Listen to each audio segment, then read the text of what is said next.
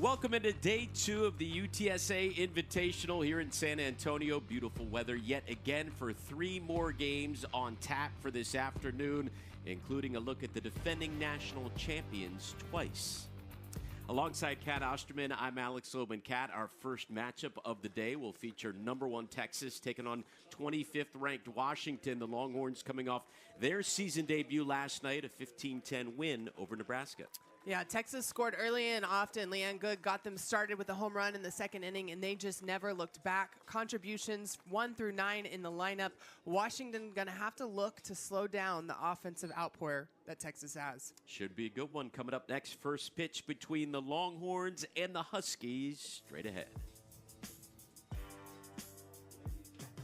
Roadrunner Field in San Antonio, we saw a record crowd last night, more than 1,000 on hand for this 3-day, 4-team tournament featuring 3 ranked squads. 2 of those will take the field right now as number 1 Texas getting ready to open up the day against number 25 Washington in the circle. Warming up there, you see the sophomore for the Longhorns, Cam Salmon, getting ready to make the 9th start of her career.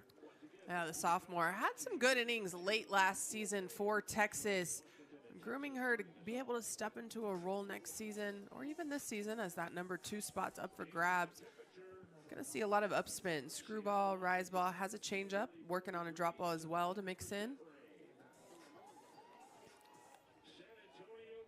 Her Longhorns 1-0 on the season after a 15-10 victory over Nebraska. You hear a roar through the crowd right now. They're announcing the temperature here in San Antonio, which is in the 80s, and the temperature in Seattle, Washington, where it is 44 and raining.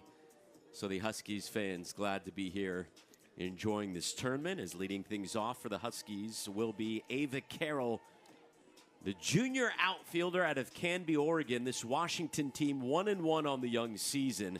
They put up 22 runs in their first 2 games yesterday, including 6 home runs.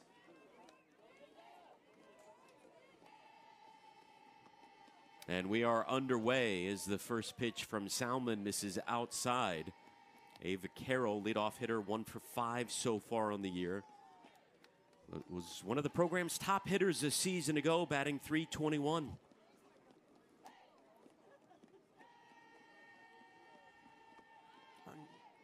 We've talked about it, but Carroll, one of the handful of juniors on this squad, the most experience on the field for the most part. They only have 1 senior. We saw her pitch yesterday, but a really young squad for Heather Tarr.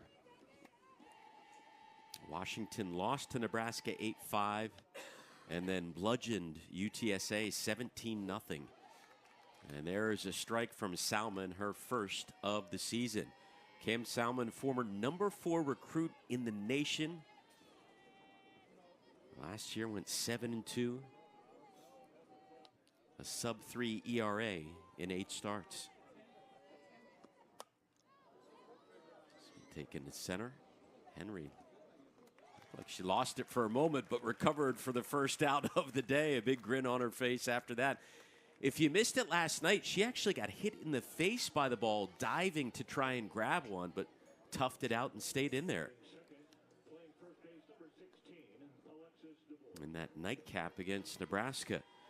Well, here is Alexis DeBoer, who was off to a red-hot start this year. 5 for 6 with 3 home runs and a double. Swing and a miss.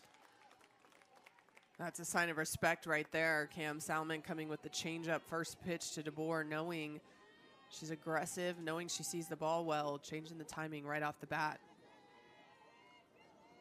Big Ten Freshman of the Year, a National Freshman of the Year finalist. Getting off to a good start as a sophomore. 4 RBIs yesterday. 24 career home runs. And by the way, made a number of terrific defensive plays over at first. And Salmon misses. So we saw Citlali Gutierrez come on in extensive relief last night of Tegan Cavan. who was up and down against Nebraska.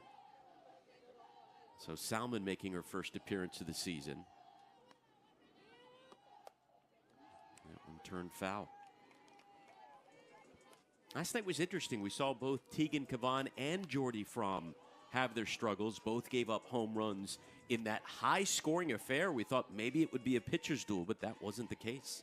No, it wasn't. I did think the zone was a little bit tight, and so both pitchers were forced to throw a little bit more over the plate, especially than they were earlier in the days for Jordy Fromm. But also, it's preseason still. Pitchers aren't usually at their tip-top sharp shape. You're still working on placement and fine-tuning some things, but definitely a little uncharacteristic for both pitchers. Texas will have a rematch against Nebraska in the next game. It's game number 2 today here from San Antonio. 1-2 on the way to DeBoer. Even up.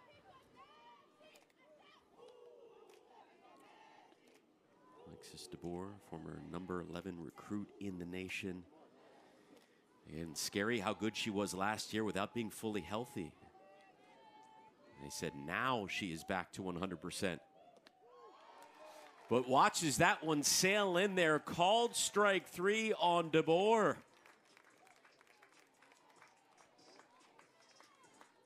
Cam Salmon did a great job of attacking DeBoer, keeping that screwball in enough, but then comes back with a changeup and just freezes DeBoer as that was top part of the zone.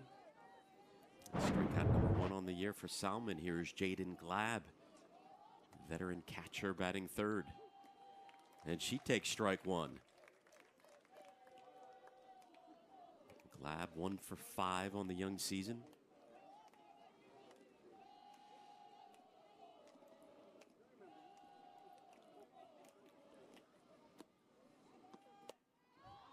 Skies one. Nichols underneath it. Some defensive changes for Texas in this one. Vivi Martinez get the day off, so Nichols gets the start and helps take care of that. All day long. Arrived yesterday. They'll be here through Sunday for these thousands of fans taking in Texas, Nebraska, Washington. By the way, a lot of fans traveling in from Washington and Nebraska taking in this weekend.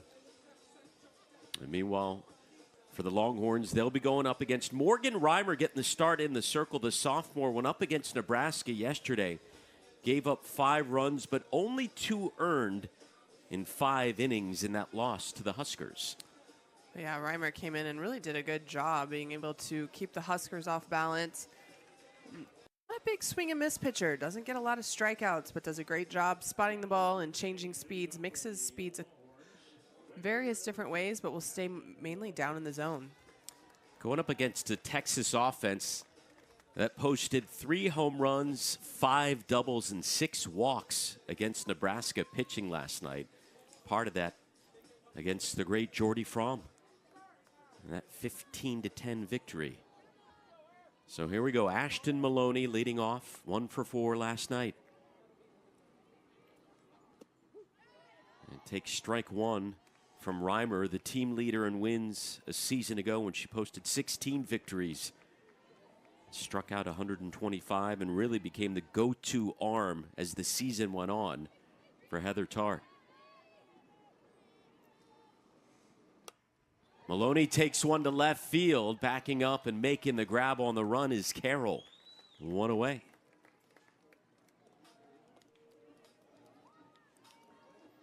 Due up now, Caden Henry, who started off the year on fire against Nebraska. Reached 4 times, including 3 hits, 2 doubles, and drove in 3.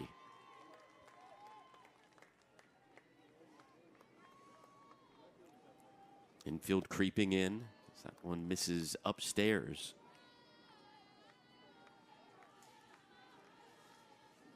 Texas last year hit .352 as a team. Averaged about 7 runs per game. They more than doubled that last night.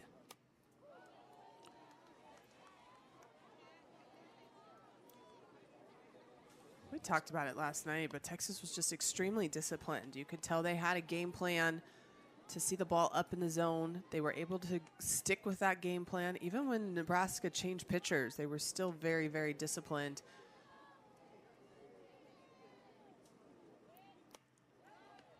And with Reimer's ability to change speeds, they're going to have to really stick to whether they're going to be chasing the hard stuff or sitting for the changeup to be able to drive that.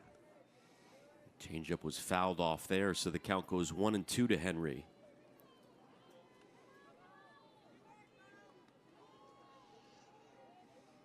.409 hitter a season ago, lays off that one, 2-2.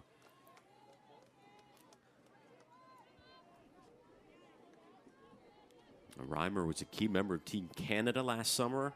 Helped the national team beat Japan at the World Games.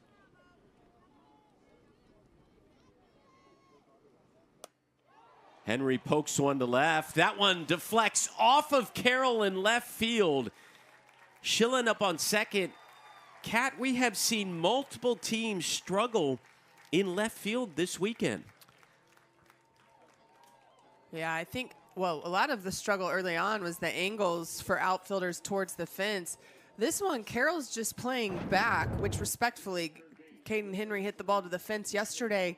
But this on a line, and she almost looked like she was going to try to catch it and then got caught in no man's land. That took a hard hop right off of her, giving Caden Henry the extra base hit. So already the Longhorns with a speedy runner in scoring position. And here's the freshman, Matea Lawson.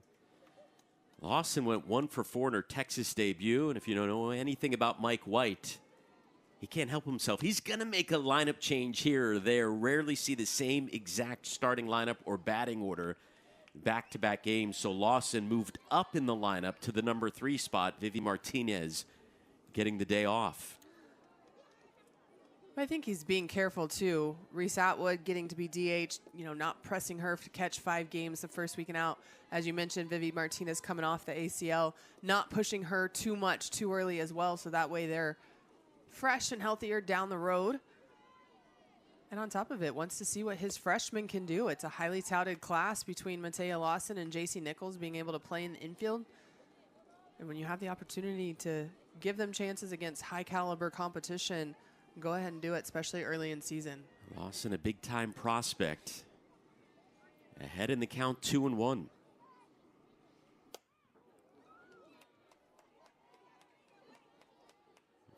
So Matea Lawson and J.C. Nichols getting extensive time last night in the season opener, fellow freshman Nichols. And it was interesting. At one point, you looked at the left side of the infield, and just like today, true freshman at short and third for the defending national champs. This one chopped to Reimer. Get the out at first. Henry advances to third with Reese Atwood coming up 2 away.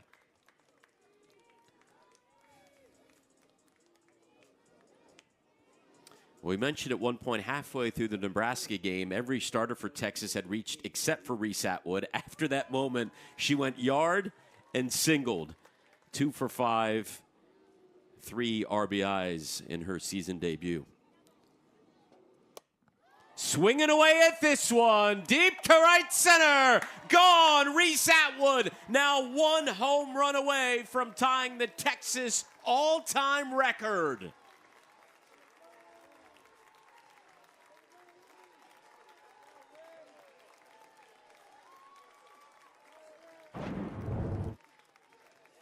Well, this pitch just up in the zone. Reese Atwood looking for up and looking for middle out. Does a great job going towards that right center gap with this pitch. Love being aggressive on the first pitch. This Texas offense, again, flexing their muscles. Atwood with career home run number 57, one behind Taylor Hoagland's 58. Here's Katie Stewart, who had herself an opening night, 3 for 5 against Nebraska with a homer and a double.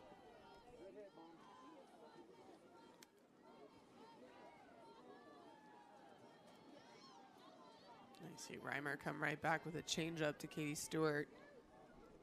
Going to prove that she can mix that pitch in, force Texas to have to think about it a little bit. This Texas offense returned 13 of their 20 players offensively. The losses, Mia Scott at third, Jolie Mitchell at first. So Katie Stewart has moved over to first base this year. Brought in Kaya Altmaier, who we'll see in a bit, to play left. And while those losses, Scott and Mitchell, were significant, through a game and an inning, haven't skipped a beat.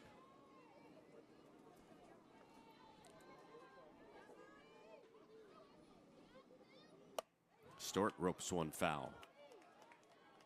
And both of those athletes were key contributors, not just offensively, but defensively as well. And Mike White, really quick to remind us how much Jolie Mitchell contributed, even with the emotional energy, the leadership, just being able to be that type of catalyst for the team. And Alex, remember when she transferred from Notre Dame, she said, I picked Texas because I wanted to win, and I wanted to play the best of the best and have a chance at a national championship. And really cool to see that unfold for Jolie Mitchell. But what she brought to the table was so much more than just the tangible skills. So it'll be interesting to see who fills that role from their upperclassmen this year. Yeah, her tenacity, her leadership, Mike White loved that about her. It's a key part of their championship run. 2-2 on the way. With 2 away, full count coming up to Katie Stewart.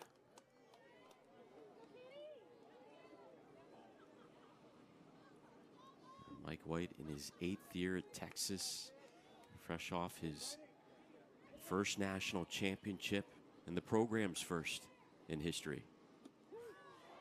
Called strike 3 to end the frame, but Texas strikes first. Double by Caden Henry, and then Reese Atwood goes yard, 2-0 first, getting a strikeout of Alexis DeBoer. And Kat, when you look at her freshman campaign, Mike White was not afraid to put her in some big spots last year, made an appearance in one of the Women's College World Series finals games against Texas Tech, and got some great experience. Well, that she got to go in the World Series against Tech. She also started a game in Super Regionals against Clemson. So definitely some big-time experience late in season for the freshman to be able to grow, and now getting the ball here against number 25 Washington to start off her sophomore campaign. And Mike White told us she's been moving the ball much better than she did a year ago. When you look at fall ball in the offseason, improved in that category and the movement. So far, so good for her. Here is inning number 2, Giselle Alvarez, and there is the first hit of the game for the Washington Huskies.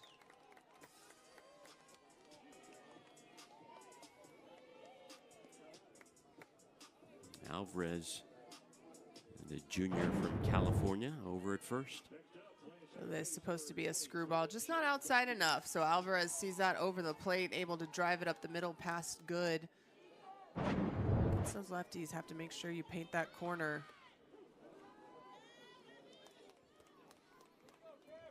Up now and taking strike 1, the Texas native, Jade Bubke, 1 for 4 yesterday. 1 run driven in. Grew up in Montgomery, Texas, about 3.5 hours away from here. Rips this one to left field. That will bounce off the wall. And the Huskies in business with 2 aboard, no outs.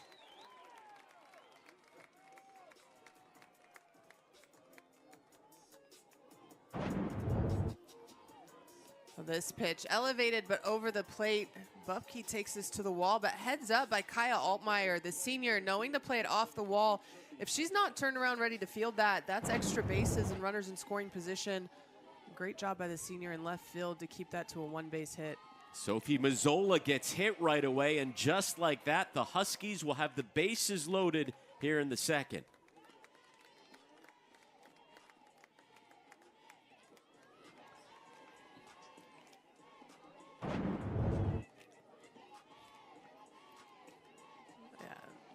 Zola just coming around to bunt, and that pitch getting away from Salmon.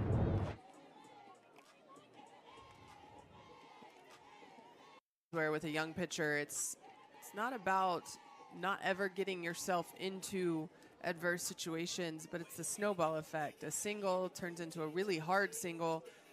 Then you hit the next pitch hitter, not letting it snowball, being able to bounce back from the first hit and be able to say, hey, okay, they're going to, it's a bunt situation, let them bunt it. Yeah, the adversity is going to happen. How do you get out of it as Patty Ruth Taylor goes out to talk to Salmon? Meanwhile, coming up will be Gabby Toney, the sophomore who had herself a career night. 2 home runs yesterday in one game.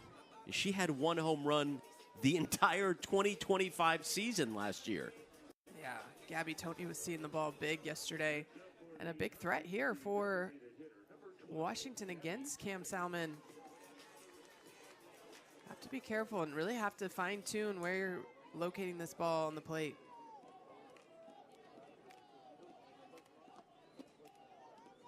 Salmon misses with the first. A single, and a hit batter for Washington to start off this inning.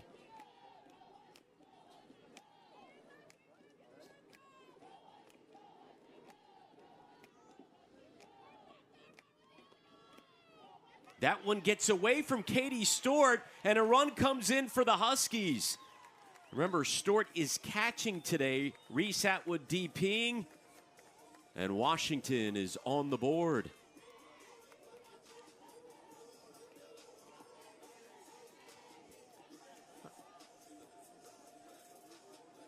Right now, just Texas needs to take a deep breath, find a way to get an out. Still a lot of ball game left to play, but have to be able to control these moments. And for the Huskies, this is exactly what they needed after that somewhat demoralizing moonshot, that blast by Reese Atwood. Huskies coming right back. Runners on second and third. Toney over to short. Nichols checked home, allows the runner to come in, gets the out at first, and we're tied at 2.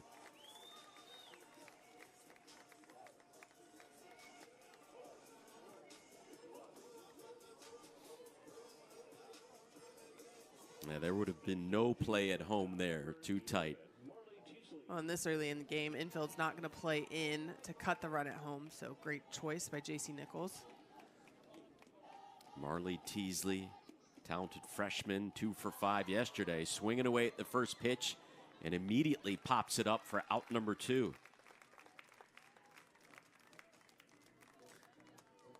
Well, that out with Teasley right there is a big out. Cam Salmon able to keep the ball in the infield with that fly ball to Hannah Wells, not allowing Mazzola to be able to score, tag up and give the Huskies a lead. So big second out there. There is Addie Craig, sophomore, hitless yesterday. So you can tell now Washington really looking for the ball elevated a little bit and on the outer half. A lot of first pitch swings here in the second inning from the Huskies. Craig's got a ton of speed if she can get on base. Saw her in right field last night, just tracking down a ball that was in the gap immediately. Made it look effortless. Mazzola's over at third.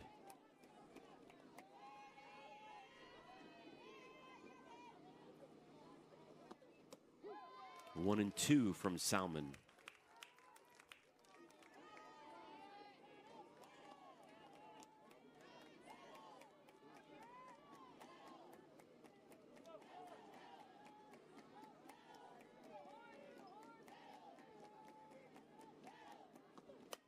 Craig pokes one over to Nichols, gobbles it up.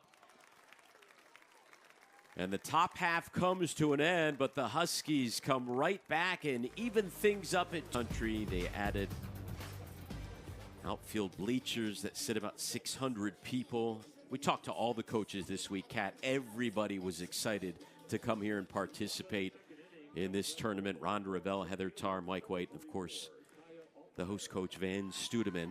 Got a good one going here on day 2 in the opening game of the afternoon. Tied at 2. Kaya Altmaier now leading things off at the bottom of the second for Texas.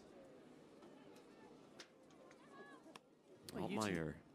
UTSA hasn't really been a host of a lot of tournaments until Van Studeman came on board. This is second year in a row. They're going to host 3 weekends of preseason. So I think for a lot of these teams, they've been to Texas before, to Houston, to Austin, and so now with Van Studeman hosting in San Antonio, different part of the state they can venture to. And plus, when you have athletes from this area, you know, Washington has someone from down in the valley here in Texas. San Antonio's a little closer to her home than the other two locations that people typically visit. So Van Studeman cashing in on being a kind of a hidden treasure. And they've enjoyed themselves. Plenty of fans here. We saw for the Nebraska games a ton of red as this one off the bat of Altmaier hauled in. A little bit of trouble by Mazzola, but she made the grab. And Washington fans here enjoying that catch. Remember, the Huskies trailed Nebraska yesterday 4-1. They came right back to grab a 5-4 lead. So no stranger to deficits. And trailed Texas here 2-0. Currently tied with Leanne Good coming up to the plate. Good went yard yesterday in Texas's season opener. Chopper to the pitcher. And Reimer makes the play quickly, 2 away. Reimer fields her position extremely well. Solid athlete there in the circle for the Huskies. And now we'll get our first look offensively at the Gatorade National High School Player of the Year, Hannah Wells. She made an appearance last night in the circle, faced one batter, and struck her out with the bases loaded to end the game. Got Hannah Core to pick up her first career save, and here she is getting an opportunity for the first time in her Texas career at the plate.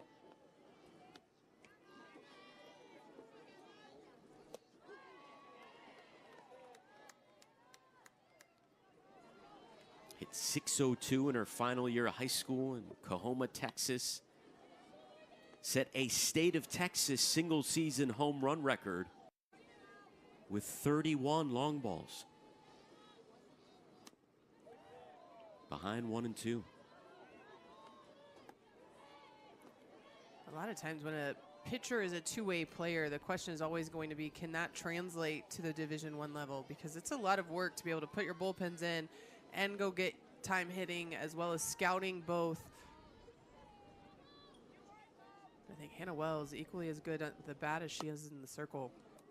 Nice grab by Reimer. You talked about her fielding, and the sophomore takes care of it herself. 1-2-3 inning, still tied. Chilly. Only until it gets in the 90s or 100. Then you start wearing short sleeves. This guy's got on the hat, the long sleeves, the Washington cap as well, representing a variety of squads here. I'm not sure it's cold enough for a beanie, but maybe later tonight as the Huskies, after going 1-1 yesterday, beating UTSA, losing to Nebraska, all tied up with Texas here. And back up to the top of the Washington order we go. Second time through now against Cam Salmon. Ava Carroll flew out to begin the game. Drops down the bunt. Stewart has to hurry. There will be no play. Carroll reaches for the second time this weekend. well, Washington, we've mentioned they're young, but they're more experienced in their youth. Right now, you see them starting to expose Texas a little bit, playing some small ball, going to force some action. And this ball, great bunt, nice placement, but Cam Salmon has to come harder off the mound. And/or Mateo Lawson has to be up closer, knowing that Carroll will drop the bunt. First pitch to Alexis DeBoer was a ball. Salmon got DeBoer looking in the first inning. DeBoer 5 hits this opening weekend, and all 5 for extra bases.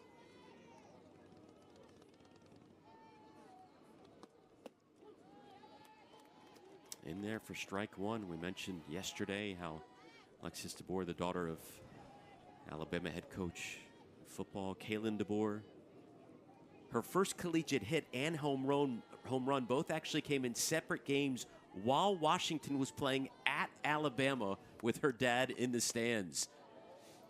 This one to left field. DeBoer today so far 0 for 2.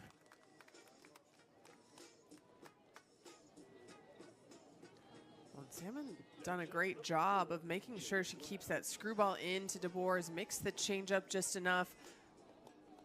Not sure we saw that off-speed pitch enough in the second inning when Washington started swinging early in the count against the sophomore. And they broke through for a couple of hits and a couple of runs in that last inning.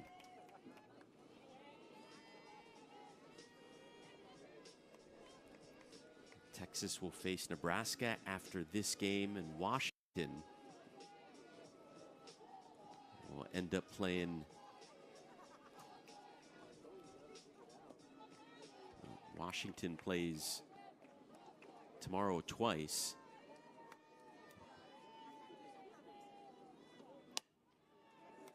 One sent foul down the line.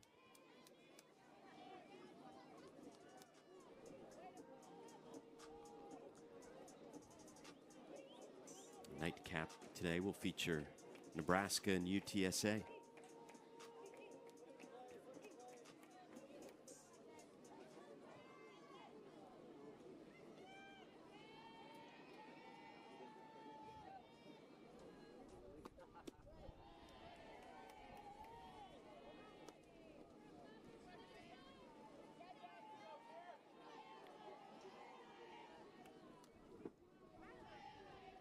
Jaden Glab, a .304 hitter last year, 41 runs driven in.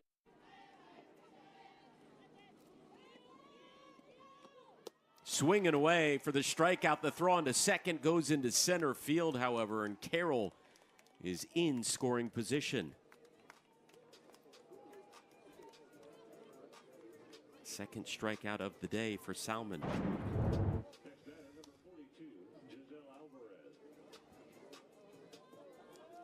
Big second out for Salmon. Case Stewart, great arm. Might take a little bit for her to get on time with Nichols as far as getting the bag covered. Throw was over the bag, but no one there. So Carroll is safe. Giselle Alvarez now at the plate. She began that two-run second inning with the leadoff single. See Carroll at second. Giselle Alvarez so far this weekend, 3 hits, a triple, a couple of runs driven in. Nice start. Turns one foul.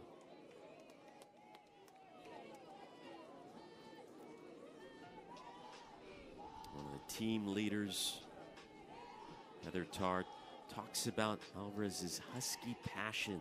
Said it's infectious and contagious. Loves her intangibles.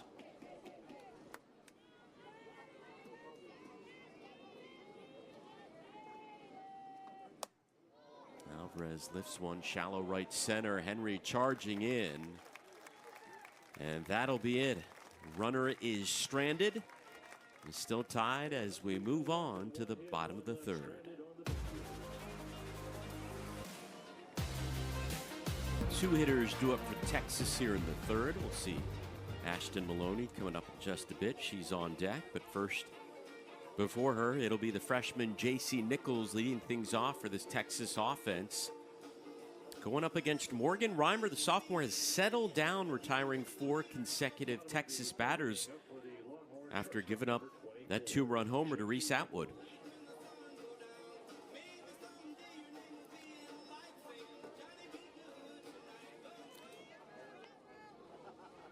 Nichols walked twice yesterday. Came around to score as well. He's done a nice job defensively, playing short for Martinez today and also coming on as a defensive replacement yesterday at that position.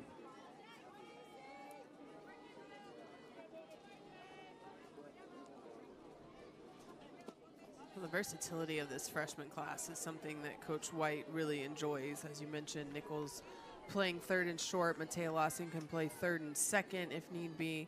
You got Hannah Wells who can pitch, play first. Pretty sure you could put her in the outfield if you needed to find a way for a hitter, but obviously Texas outfield's solid right now. Strike one from Reimer. And then that class gets rounded out with Alyssa Sneed, who can play any outfield position, and Coach Mike White talking about how he thinks she's going to be kind of Shannon Rhodes-esque. Really good, strong, accurate arm. She's not quite the stature of Rhodes, but has some speed, can hit with some power. Nichols drops one foul. Both these teams with impressive freshmen. Texas adding 7 during the offseason. And Washington, we have talked about a trio of freshmen, Teasley, Burdick, that have delivered already this weekend, driving in multiple runs. And one of their top freshmen, Melody Acevedo, hurt right now, dealing with a broken finger. We'll see her later on in the season.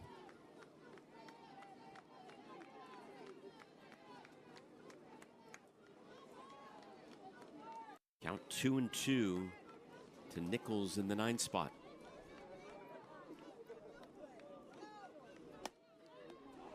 Reimer. Just great glove work in the circle. She's like a goalie out there.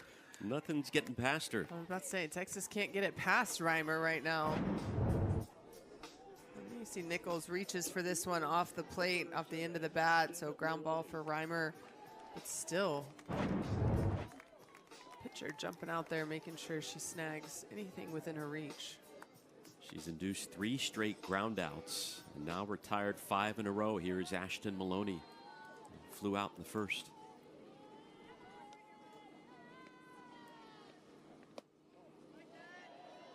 She takes ball 1 last year. Maloney, 93 hits on the year, 5th most in the entire country.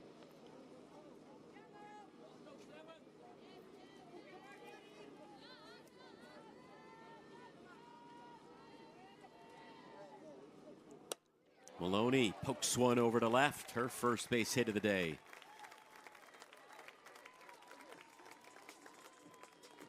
Well, Alex, even the first time through, the top of the lineup did a really good job of getting barrel to ball. Ashton Maloney's line out to left field was hard.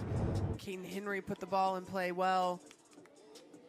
Talk about Katie Stewart, Reese Atwood, but the bottom part of the lineup is where they start getting a little aggressive. Seeing the top half had so much success first inning, I think second inning got a little overly aggressive and out of their game plan, but you see Ashton Maloney getting them back on track. But Reimer does a good job of mixing speeds, and when that happens, it will create a little bit of an issue with timing, which is where we see a lot of those balls either swing and misses or getting the ball off the end of the bat. Now Kaden Henry at the plate. Henry off the glove of Reimer, scooped up the toss to second. Nice reflexes by Bubke to get the out. Well, Reimer at least got a hand on it, but for once they actually got one past her defensively. If Reimer doesn't tip that, though, that's a single up the middle, and Texas is in business again. Nice hard hit by Kaden Henry. But Morgan Reimer having a hand in almost every defensive play right now. Yep, literally. Matea Lawson coming up to bat now. With Henry over at first, Henry had a stolen base yesterday. She's top 5 in program history in that category. So let's see what she does with that speed at first.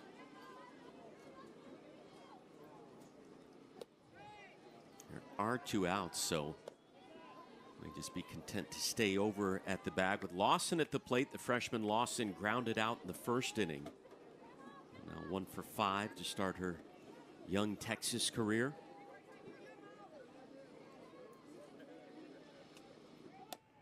Chops one over to second. Bubke scoops it up. Bubke with a couple of nice plays over at second. And Texas strands a runner. We've completed right now between number 1 Texas and 25th ranked Washington. Longhorns jumped out to the 2-0 lead after 1. Washington responded with 2 in the second. And now we head to the 4th. The 5, 6, and 7 hitters due up for Washington.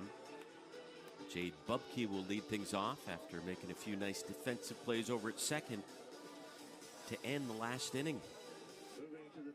Playing with a little extra juice. A lot of friends and family here. She grew up just outside of Houston. Came up with a single in the second inning and flashing the leather in the third. Yeah, anytime you get to play back at home, especially when you go as far away as Washington is from your hometown, you always get a little amped up to be able to see friends, see family, put on a show a little bit. .289 hitter a season ago, and she played the year with a torn labrum. Had shoulder surgery in the offseason.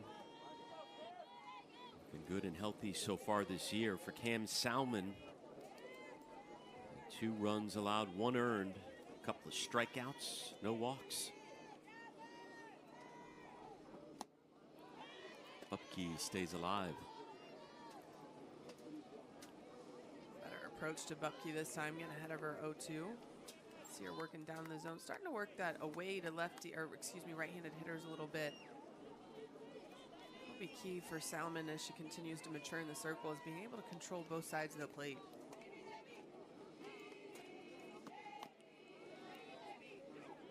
Bupke fouls one off the other way. For Texas's pitching staff, their losses from a season ago, Mac Morgan, who we've seen walking around the facilities here. She's now a part of UTSA's coaching staff. Texas losing Sophia Simpson also as well. Bringing in talented freshman Hannah Wells, the transfer Brenly Gonzalez from Texas Tech as well. As we'll do this one again.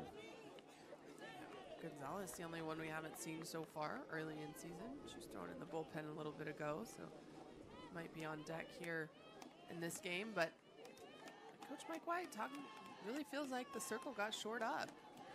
Brenly Gonzalez brings a changeup similar to Sophia Simpson, but from the left side. So he likes being able to have a lefty on staff again. He hasn't had that since Stelcheck graduated. Texas brought in 11 new players, 4 transfers, 7 freshmen.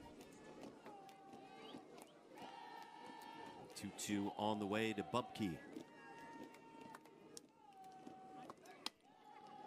Over to third, handled by Lawson.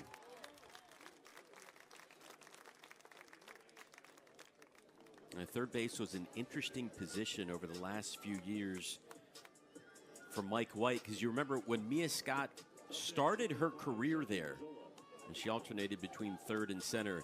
Mia Scott had 18 errors at third base that first year, and you wondered, okay, who's going to play third in the future? By the time she finished her career, Scott committed just 6 errors at the hot corner in her final season. Well, and there was a lot of conversation, as you mentioned, because of the errors of moving her to the outfield. Jolie Mitchell, when she transferred in, was like, okay, maybe Jolie will take third, but then Mia was hitting better, outfielders were hitting, so she stayed at third. Every year there was some talk about possibly moving her to the outfield, and Mia Scott just put on an absolute unreal performance in the World Series for Texas at third base. That one catches Mazzola for the second time today. Sophie Mazzola gets hit. I think because she's showing bunt, Cam Salmon trying to throw a rise ball up and in, but she gets just across her body too much, and it keeps going in and getting Mazzola up in the upper arm. Really a pitch she needs to be able to control against left-handed hitters. So runner on with 1 away for Gabby Toney, the sophomore who went yard twice on opening day. There's strike 1.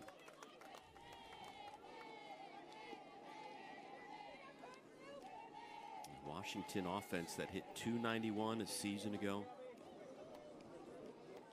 385 yesterday in their 2 games. Toney swinging away.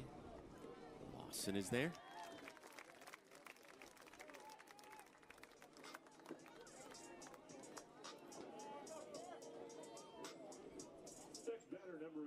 Two down now for Marley Teasley, the first Oklahoma recruit in the history of the Heather Tarr era. Coach Tarr now in her 22nd season. Teasley out of Weatherford, Oklahoma. Big time power potential. Side of Oklahoma State High School single season record for home runs one year.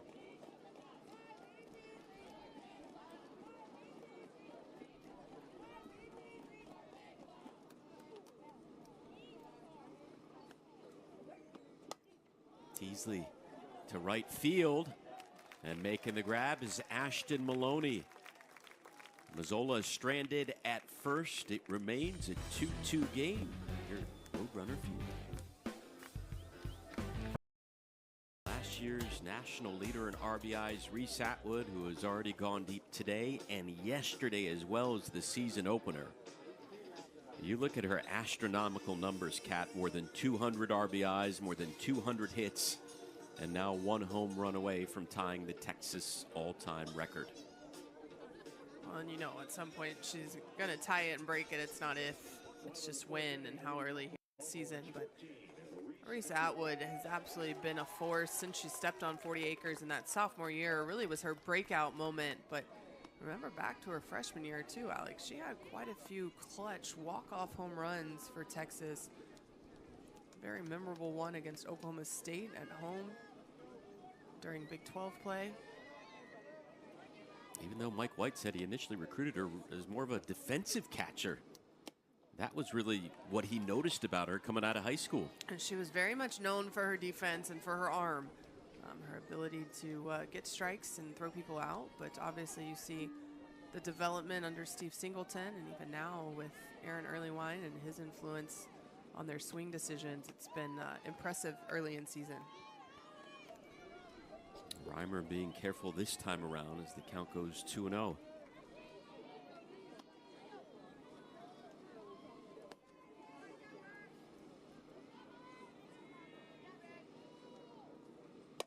Atwood swinging away over to short. That one off the glove of Teasley. And Atwood will reach for the second time today.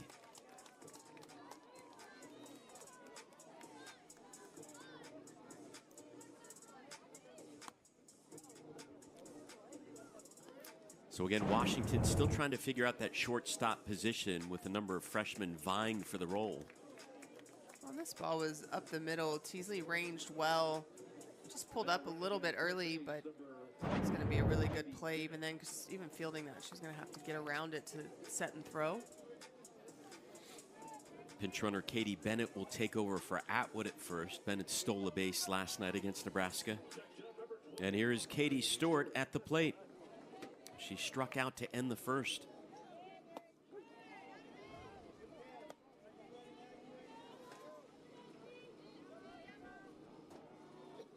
Got to be careful if you're Bennett over at first with a catcher like Glab behind the plate, on the all Big Ten defensive team throughout 9 base runners this season ago.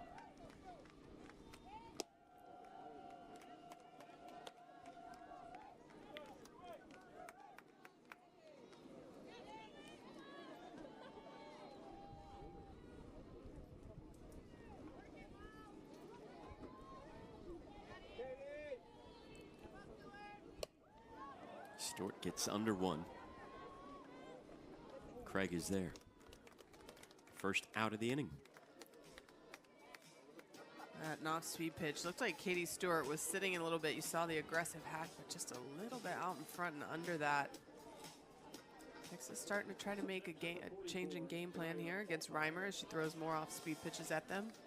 Well, over the last 10 at-bats, Reimer has allowed 1 hit, a single. That's all. Well, all the ground balls just show that she's staying down in the zone. That one gets away from Glab, and now Bennett heads over to scoring position.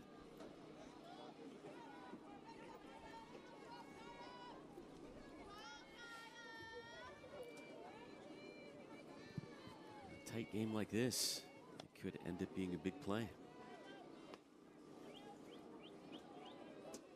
Kaya Altmaier at the plate. 2 for 3 with a double and a walk in her Texas debut last night. Senior transfer from Arizona. Very loud out her first at bat here too. Took a pitch from Reimer deep center field, almost at the wall before Mazzola brought it in.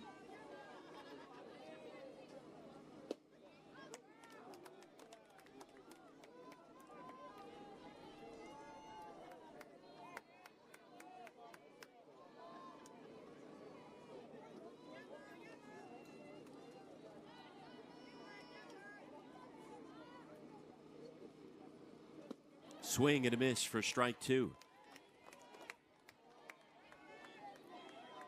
That's a nice little drop outside by Reimer.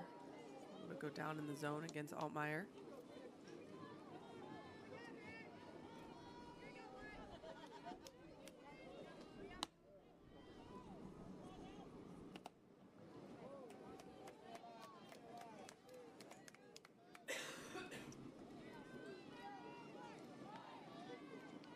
Reimer, really clutch performer last year. Got the start in game 1 of the Big Ten tourney for Washington against Indiana through the opener of the Lubbock Regional. And then tossed 4 scoreless in their only postseason win against Brown.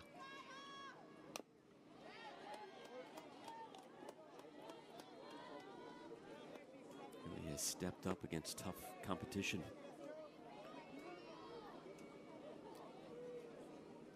You coupled that experience in postseason last year with, as you mentioned, being part of Team Canada. Coach Tarr telling us she might be in the mix for that 2028 roster for Canada at the Olympics. Altmaier over to first, scooped up by DeBoer. 2 away. But anytime you get international experience, it can really build your confidence, but also you get a different sense of what your repertoire can do. The international game is a little different. You face countries and teams that swing different, have different approaches, so it forces you to think a little bit more as a pitcher, where a lot of times in college you can almost kind of get robotic, just pitch, call, execute, pitch, call, execute. Internationally, you have to be responsible for your own game most of the time, and it starts to make you think on a different level. She's pretty strong this weekend. Last year was top 10 in the country. Strikeouts by a freshman, 7 to be exact, 7th best with 125 Ks. As a runner at third, she's trying to strand there with Leanne Good at the plate as the count now goes 2-0 with Bennett at third. Gave up a double and a homer to the first 4 batters. Since then, almost nothing, given up a single, and that is all. The count now goes 3-0 to Good.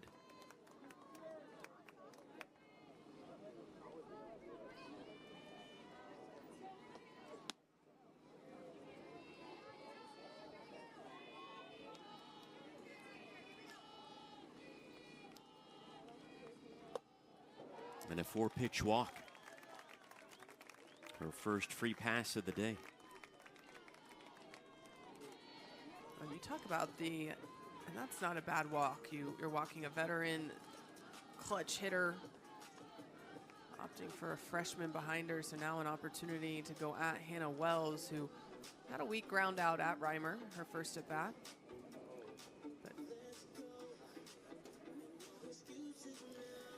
Wells with so much power coming up to the plate.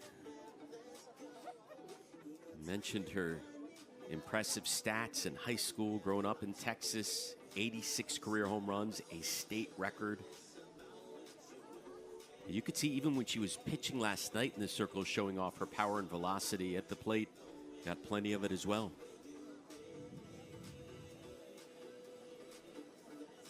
Really good poise by the freshman coming in that game last night. That's an opportunity that not a lot of freshmen get with the game on the line, but at the same time, she came in, just attacked the strike zone. Bases loaded, 7th inning against the number 9 team in the nation, a very good hitter. All she did was get the game-ending strikeout. Let's see what she does for an encore. Good at first, Bennett at third, 2 away here in the 4th. Glad keeps that one in front of her.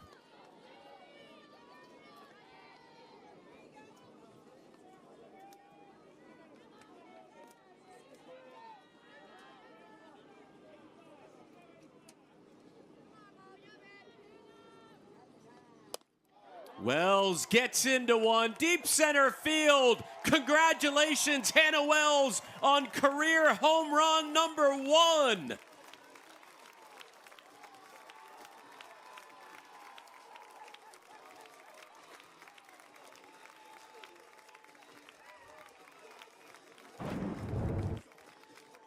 Well, Hannah Wells, National Gatorade Player of the Year, not only because what she can do in the circle coming out of high school, she flexes the power that Coach White said she has some. Freshman stepping up big in this top 25 matchup for the Longhorns. And Reimer just continued to battle and try and hang in there, but Texas with a couple of massive home runs, one by Atwood and one by the freshman Wells. Mentioned her home run numbers in high school. You know, high school is one thing, but here at the next level. She crushed that one. I think the big thing there was Reimer started getting behind in the count. You saw the 4-pitch walk to Good, got behind in the count to Wells, so she could start to be a little bit pickier at what she was going to swing at. While that strikeout to walk ratio for Reimer typically so good, crucial situation there with winning runner on, started to fall behind and allow Texas to get comfortable. Here's fellow freshman Alyssa Sneed pinch hitting. Last night in her debut, walked and came around to score.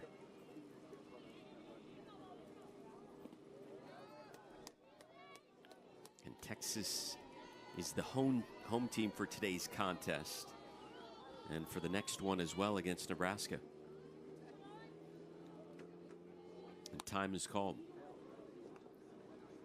You know, Washington, this is kind of the same exact game we saw them play against Nebraska yesterday. Fell behind early, came back to tie it against Nebraska. They took the lead and hung around for a while, but eventually their opponent took the lead and pulled away. They still got time, only in the fourth, but that trend is starting to repeat itself, at least for now. Well, when you're going up against a good offense, and Texas is going to be the same way, you have to have a pitcher waiting in the wings, because good offenses adjust to pitching regardless of how good. And you see that even in the World Series. There's very few arms that go a complete 7 innings and dominate. And Sneed, there is the first collegiate hit for Alyssa Sneed. And that's where right now, Texas, 3 times through the order against Reimer, or excuse me, 2 times through against Reimer, they've all seen what she has to offer. And Alyssa Sneed ready for that inside pitch, jam job, but aggressive at it. And we've talked about it now, Alex. Texas just being very disciplined, and they're ready to hunt certain pitches, and when you give it to them, they're absolutely punishing it. And that last base knock will knock Reimer out of the game. We'll tell you the new pitchers taking over for the Huskies after the break. Heather Tarr sending a new pitcher in the circle to take over for Morgan Reimer. It'll be the redshirt sophomore Ryan Maddox, transfer from Arizona. Ryan Maddox, lefty on lefty matchup here with Texas going to send 3 to the plate. Doesn't overpower you with speed, but has some good spin. Curveball both sides of the plate, a little changeup, can mix it up and down.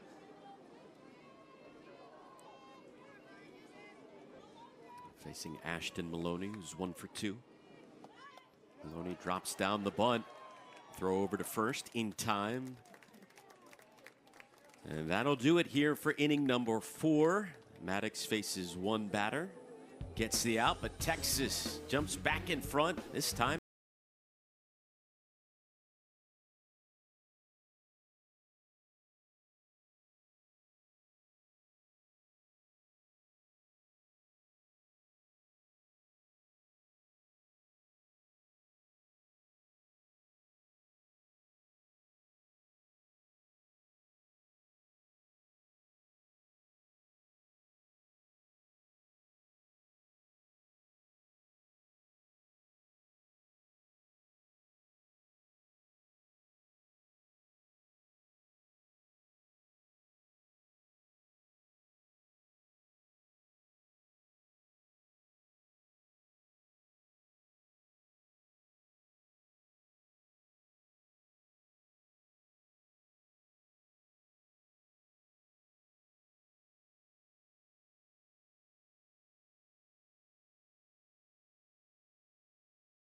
Softball, the first of 3 games today. His team is winning. Coming up after this one, Texas and Nebraska. So, Kat, does one have an advantage over the other? Nebraska having plenty of rest, haven't played a game yet today, or Texas has this game and then roughly 30 minutes later they're going to have to go face the number 9 team in the nation again? I don't know that one has the advantage of the other. Texas, obviously, if they continue offensively putting it on here, then they have some momentum going their way going into the game against Nebraska. I think the thing that Nebraska has is their freshman, Alexis Jensen, did not go in the game last night, so Texas is going to have a look at a brand new pitcher Not sure if Texas would go Hannah Wells in that matchup. We see Tegan Cavan in the bullpen right now. Not sure if that's to close out this or to start getting ready for game 2. I wouldn't be shocked if we saw her for game 2 against Nebraska again. Meanwhile, for Washington, as you get a look at the Texas bullpen, Cavan, this is the Huskies' only game of the day after playing 2 yesterday. They'll play 2 more tomorrow to wrap up the tournament. 9 1 and 2 hitters up this inning. Addie Craig at the plate. Sophomore who, in her free time, you know, some people to go play exercise. Some people watch movies. They do whatever. She goes flying by herself on the weekend, solo flying, taking flying lessons, wants to become a pilot, and in her free time, she's way up there. That's absolutely incredible. Would you ever try that? No. If I was flying, would you trust me? Yeah, I trust you.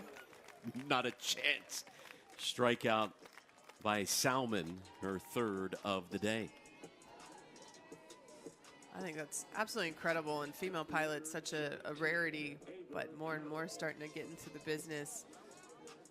Although I do think if I went back, I think maybe being a flight attendant would have been cool because you get to fly and have your break and go visit wherever you fly to, and then. I get scared of the flyovers. There's a base knock by Ava Carroll. Her 2nd of the contest. The Huskies trying to mount a comeback here in the top of the 5th inning. A couple of runs off now 4 hits.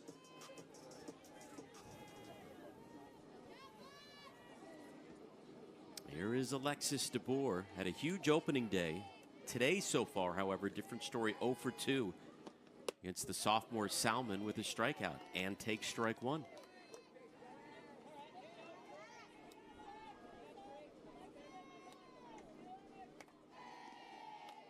Thoughts on Salmon up to this point?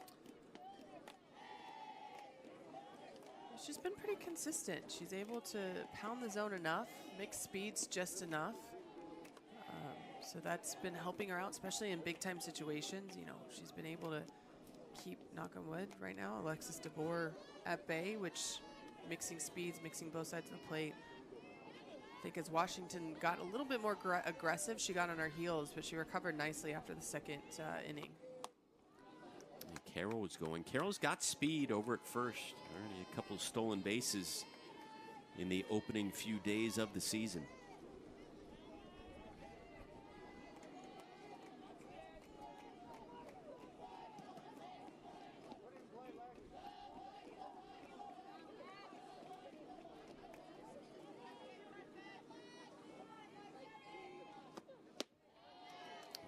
Doesn't chase that one upstairs. 2-2.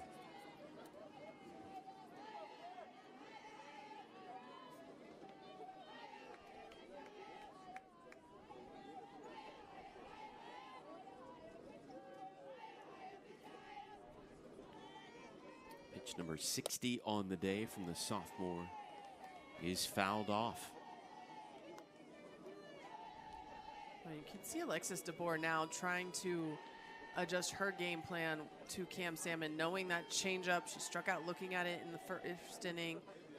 Salmon threw it to her a couple times in the 2nd at bat as well. So trying to now fight off everything until she gets something that she can get the barrel to.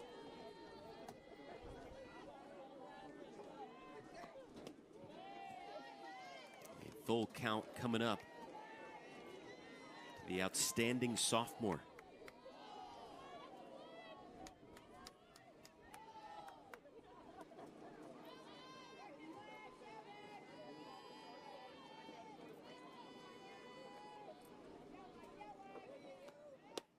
First walk of the day issued by Salmon. Well, if you're going to walk a batter, that would be the one to do it. You do want to be careful with DeBoer, but I think at the same time, Salmon had her in a good situation that was in her favor as a pitcher, actually. Just have to be able to execute on the outer half especially when you have to be able to execute on the outer half to a righty, especially when your bread and butter is the inner half. You have to be able to show, hey, I can go out here, so they have to respect it enough. Well, now Washington with a golden opportunity, tying run at the plate, only one out here in the 5th inning, and Jaden Glab, the junior catcher, coming up to bat. Got some power, 15 home runs last year, 12 doubles. Perfect spot for Heather Tarr's squad. They'll send a pinch runner at first to take over for Alexis DeBoer. Jing Gardner, the junior out of Seattle. First base for the Huskies, number 33, Jing Gardner. So Gardner at first, Carroll at second. A lot of speed around for Glab at the plate.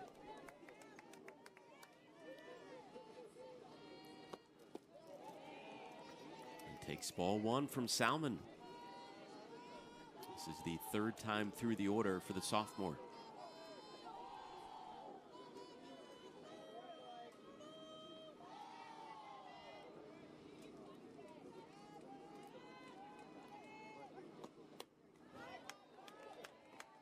And this is where part of the game, especially early in season, a lot of pitchers, 4 or 5 innings, you're in condition for it. It's those last 2 innings. Are you in condition to go 5, 6, 7 and still stay strong? So many people think you can go run and do things. A lot of the pitching endurance comes from pitching. So it's a matter of being able to get more innings and pitches under your belt as season goes on. Glab to right field. The throw over to third. And they nearly got Carroll, who just slid in there safely. The cannon from Maloney. And Washington will have runners on the corners with 2 away. And Texas will have a conversation in the circle. That was a show off of the arm from number 7 out there in right field, Ashton Maloney. I thought, why are you throwing it? And then she said, explained why she was throwing it. She got that ball there in a hurry. And for Washington, I mean, this is a big spot against the defending national champions, #1 team in the nation. As you get another look at the throw from Maloney, how many times down 3 for the rest of the game are you going to have the tying run at the plate? Yeah, you have the tying run at the plate. You have a 1st and 3rd when you already saw a young infielder not able to cover second, and that's what Coach Aaron Earlywine just went out there to talk about the 1st and 3rd. You saw him bring Katie Stewart out there for the conversation so they know what they're doing in this situation, because Washington will put pressure on them. Well, here is Giselle Alvarez, the lefty power hitter, drove in 34 runs a season ago. 2 years ago, led the team in batting average. Alvarez swinging away at the first pitch, deep left center, and she has tied the game at 5.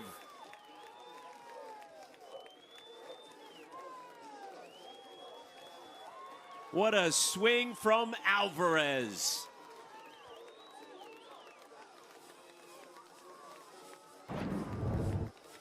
This pitch on the outer half and elevated. But to note, a lot of Washington's good hits have been on the first pitch of the at-bat. Cam Salmon has to be more precise early in the count, especially after you get the first time through against a good offense. Well, 3rd time through has been a charm so far for Washington. The 4 batters who have faced Salmon the 3rd time through resulted in a home run, a single, and a walk. Let's see what Jade Bubke does. Brand new ball game here in the 5th. I'll say it again, if there's one way to describe this Washington team, it's resilient. They have battled back from decent deficits, 3-run deficits to Texas and Nebraska over the last 24 hours.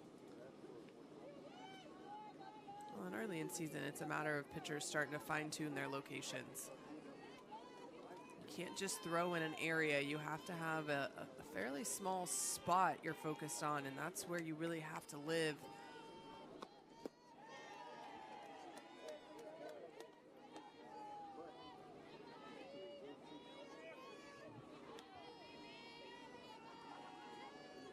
Jade Bubke singled in the 2nd inning. Grounded out in the fourth.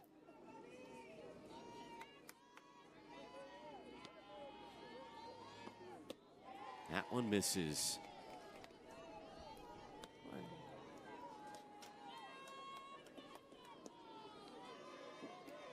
Tegan Cavan has been warming up in the Texas bullpen in case she's needed. Of course, Texas again has a game coming up in just a bit as well against Nebraska. And Salmon misses again as the count goes 3-1.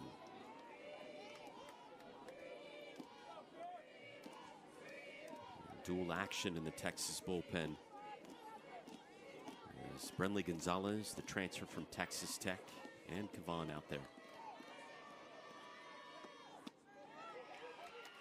So again, the third time through the order, 4 of the first 5 batters have now reached against Salmon. Now you can see the pitches are starting to fall out of her hand, not reaching the plate. After walking nobody for the first 4 innings, 2 walks here this inning. Might just be a pitching endurance situation early in season. And again, Cam Salmon didn't get a lot of starts and a lot of opportunities to throw deep into games last year.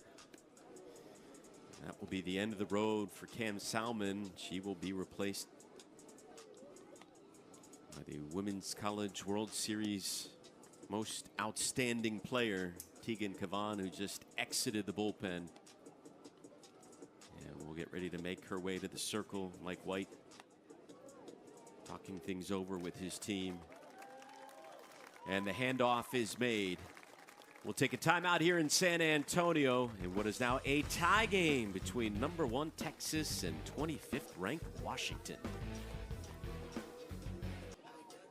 With the strike zone, but a chance for the junior to come back out, get her feet back under, another opportunity to be a little bit better today. But Texas obviously can give her plenty of opportunities. And again, early in season, there's just so much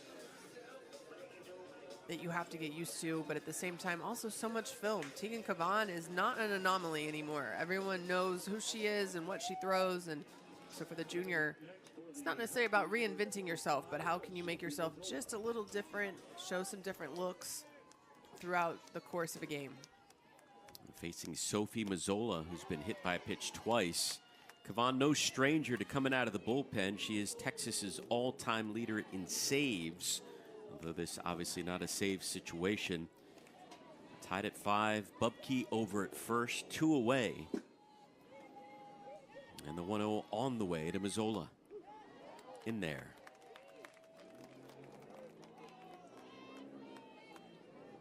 Cavan coming off that magical run last year, finished off the season by throwing 31 2/3 consecutive innings without allowing an earned run in the Women's College World Series. Absolutely phenomenal. Yeah, her World Series run, so impressive. Good start so far, coming in, able to get 2 strikes on that outer half here to Mazzola.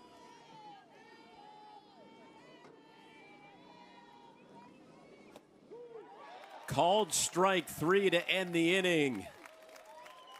1 up, 1 down for Cavan, and she exits with a smile on her face as we're tied in the 5th. Kyle Stevens had SID for the past 22 years, taking in this absolutely fantastic environment this weekend. 9-day tournament, 3 ranked teams, a national champion, and really good close games just about throughout, including this one, obviously. Fantastic action. I think it's awesome. You see all hands on deck here at UTSA for this event, knowing the caliber of teams they're hosting and how big this is for the softball community. As we mentioned, brought in the stands and outfield. Here we are broadcasting all 9 games. So the commitment by UTSA to bring this to the softball world is it's very impressive this weekend. Swing and a miss by Caden Henry. The Nebraska-Washington game to open the weekend was close yesterday. Even the Texas game was 15-7 at one point, but it was 15-10 in the 7th when Nebraska had the bases loaded, threatening to really make it interesting. And this one today has gone back and forth. Ryan Maddox back out there in the circle, the sophomore who came on in relief for the starter, Morgan Reimer. Caden Henry over to first, and DeBoer is there. Like if you hit it over to that first base area against Washington, DeBoer is always there. Nothing gets past her. Texas led by 2 runs after 1. They led by 3 runs after 4, and both of those leads have evaporated. Here's Matea Lawson.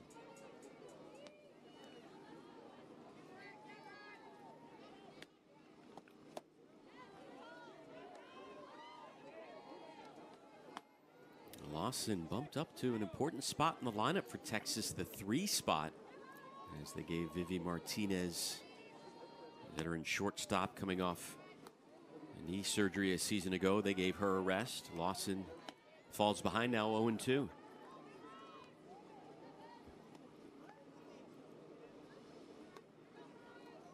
Alex, keep talking about all the different weapons Texas has. The first 11 innings of the game of the season, so take through 4 innings today. 12 hitters have had at least 1 at bat. 11 have reached safely with either a hit or a walk. 10 have recorded a hit. 7 have at least 1 extra base hit. 7 have recorded RBIs, and 4 different have homered already this early in season for Texas. The offense has shown up, and they'll need them to here over the final few innings, as Washington hanging right with them. Called strike 3 on Lawson. She is 0 for 3 today. Ryan Maddox coming in, and lefty on lefty. She retired Ashton Maloney. She retired Caden Henry, and now here, that's a curveball middle out. That's a pitch you have to be ready to attack, especially lefty on lefty as a hitter. You know they're going to try to go away, and I think Brad Kilpatrick coming out probably to make a switch. I think Maddox was in for the lefty on lefty matchup. Might be going to a righty. There's been some action in their pin. I was going to say, if he's going to tell her to intentionally walk Reese, you got to be careful even with that, as we saw last year. Even if you're going to put her on, you got to make sure it's well out of reach. But might be having a conversation on how to approach Atwood and Stewart. But how would you approach Atwood? You know, to be honest, I would go off speed early, then you try to elevate, and then down and out is how I would. You can come in. It's got to stay tight though. But I think the big thing is, got to establish the off speed early, because that's your basic only option for a limiting factor with how she can cover the plate. But at the same time, that's 1 at bat, because then when you get multiple against her, she adjusts really well. Reese Atwood hit a 2-run homer in the first inning, reached on an error in the 4th. Heather Tarn now heading out to the circle for a moment. Needless to say, with all these conversations, a pretty important at-bat in this ball game coming up, with 2 outs in the bottom of the 5th inning. Tied at 5.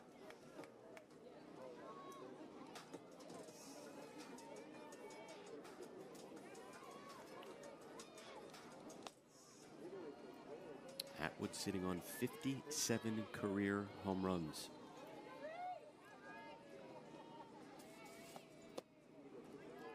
They go outside with the first one.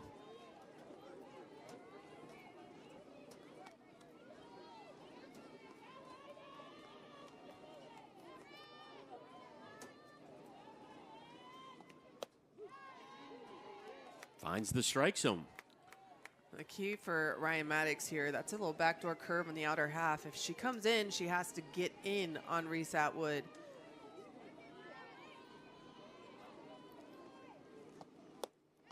Funny, look around the stand, you see a lot of cameras out with Atwood's at bat. Just one of those special players that people want to get a glimpse of and record. Literally the best hitter in Texas program history. And they're being careful with her right now, 3-1.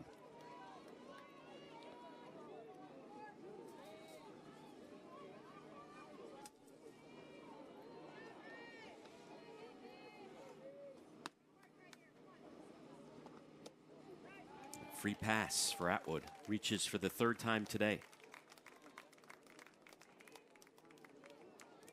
Both teams being careful against elite hitters. Atwood walked, and DeBoer as well in the last inning for Washington.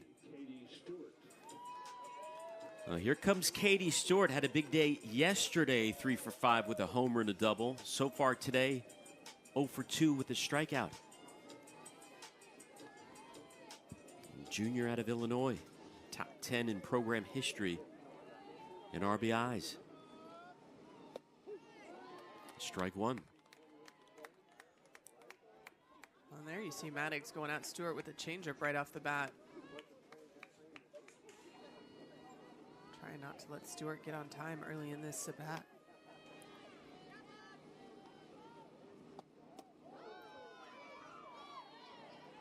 Inside to Stewart, who was a member of the Women's College World Series All-Tournament team a year ago. Came up with 7 hits, including 2 home runs.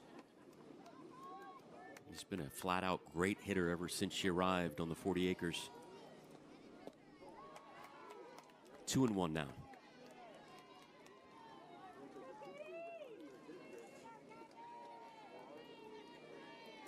Outfield playing very deep.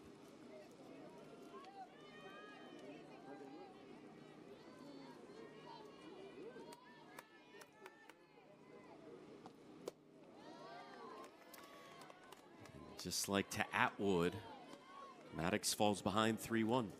Well, Maddox's best pitch is that curveball, and that goes into the right-handed hitters. And knowing the power of Atwood and Stewart, they're both, she's trying to work the outer half, see if she can work change-ups, but hasn't really come in, minus the 1 pitch to Stewart. And now you issue back-to-back walks with 2 outs. Here in the 5th, Kaya Altmaier coming up for Texas. Alex, I was waiting to see if this matchup was going to happen because last season, Kyle Altmaier and Ryan Maddox were in the same uniform at Arizona. So you know there have been a lot of inter-squad scrimmages. Kaya Altmaier is going to be very familiar with what Ryan Maddox does. Yeah, who has the advantage there, the hitter or the pitcher? I would think the hitter has an advantage. With how much you normally inter-squad, now granted, it has also been almost a complete year since they inter-squadded against each other. But Altmaier's not going to be fooled by Maddox's repertoire. Altmaier fouls that one off. Last year for Arizona, Maddox threw nearly 50 innings, went 3-2. Altmaier, in her career at Arizona, drove in more than 90 runs, a .356 hitter. 2 talented players, former teammates, going at it right now here in San Antonio.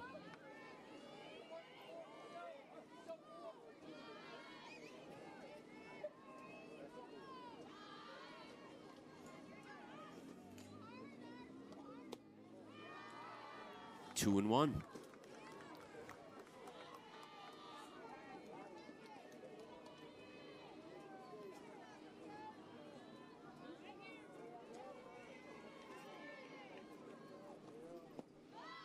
And another 3-1 count to the 3rd straight batter. You can tell Maddox, after being in a groove against Henry and Lawson, just starting to miss down in the zone. Changeup isn't staying in there. Here we go full. 2 on, 2 away, tie game, full count.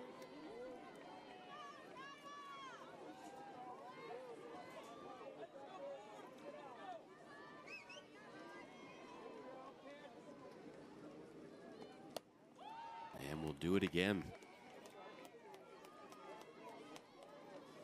Huge, huge moment in this ball game.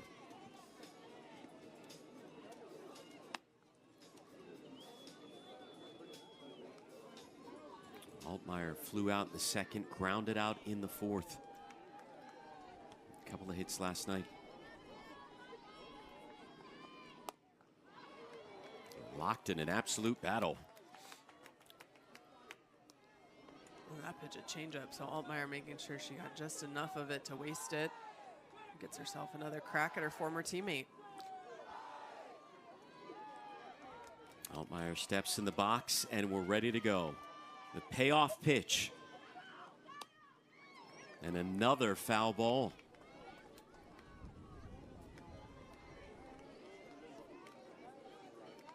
Well, we said who has the advantage when it's former teammates. What about when you're this deep into the count? You've seen so many pitches. Well, again, unless Ryan Maddox is going to go full count up in the zone, she's shown Kyle Altmaier basically everything she has. Let's see what she has here. Altmaier to left field. Carroll is there. And Washington gets the best of that matchup. Texas strands 2, and we are still tied heading to the 6th. Runs apiece, 5 hits apiece for Texas and Washington as we move on to inning number 6. What a battle this has been. These teams trading blows. Texas went up early. Washington tied it. Texas went up by 3. The Huskies tied it again. Tegan Cavan came in to face one batter out of the bullpen that last inning, struck out Sophie Mazzola. And Cavan is back out for inning number 6. Top of the 6th inning, coming up for the Huskies, number 12, Gabby Toney. I mean, the 7, 8, 9 hitters coming up for Washington. Gabby Toney leading things off. A couple of homers yesterday. 0 for 2 today. Tegan Cavan, 7th most wins in Texas history, 7th most strikeouts. Mentioned all-time leader in saves. Where are you on that list? She has 8. Somewhere with 5. 5, okay, not too far. Oh. And you could see Toney in great pain right there as that got her. That's the 3rd hit batter by Texas pitching today. This Arise Bell Tegan trying to get up and in, but just too far in, comes in at the hands, and yeah, you see Toney grab that wrist. Tegan Cavan throws hard, so that's not comfortable. And checking on Toney, making sure she's all right. Looks like she'll stay in there. The leadoff hitter is aboard for Washington, representing the go-ahead run.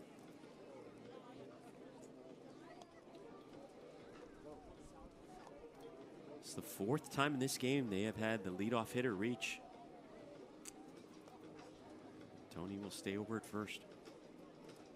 Coming up to bat now, Marley Teasley.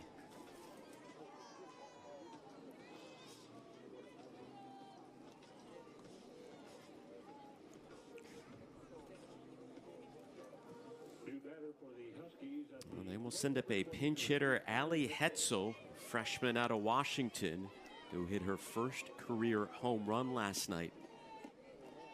3-run shot. Hoping for some late game heroics here. Take strike 1.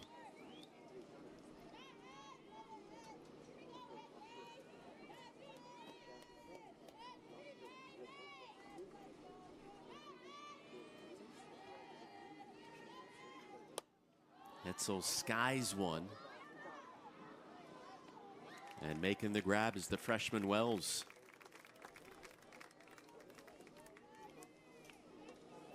So they make quick work of the pinch hitter Hetzel.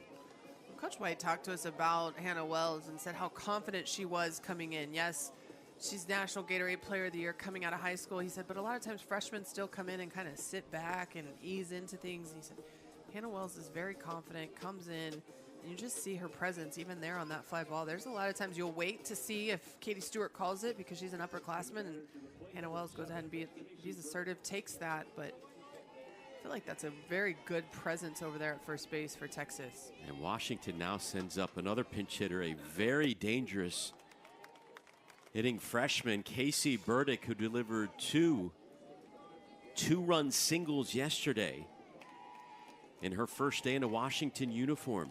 A freshman out of Pleasanton, California. 2 for 3 with 4 RBIs.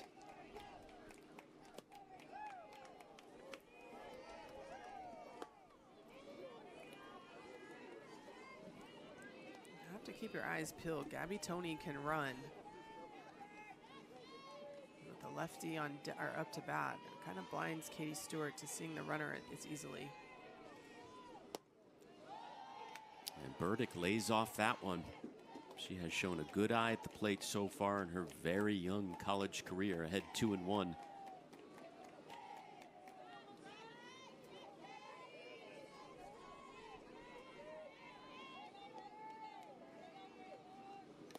Swing and a miss. Got a piece of it. And it's strike 2.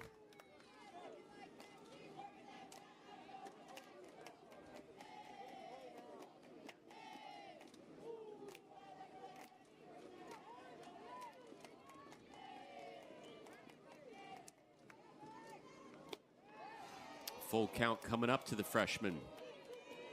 You can tell Tegan Cavan wanted that pitch, trying to work the outer half. Thought that was a little bit up.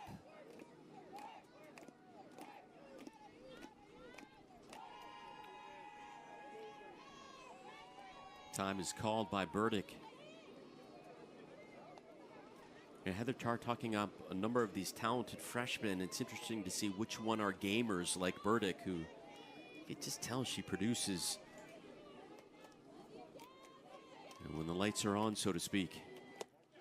And there's the announcer jinx, however, as Cavan gets the strikeout for out number 2. Up here this time, rise ball, Tegan Cavan goes over the plate a little bit more, but that uptick at the last second, and Burdick's under it. 2 away now. The runner's still over at first. Back up to the top of the order, and Ava Carroll. A couple of singles so far today.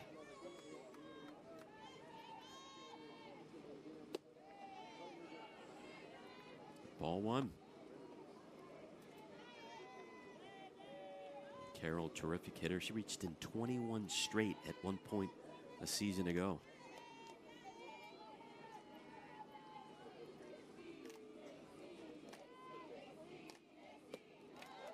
Fooled there by Cavan. The appeal to first, she did go around. Yeah, Cavan coming in with a drop ball there. Carroll thought yes, because thought it was going up, and then tried to hold back, but had already committed too much.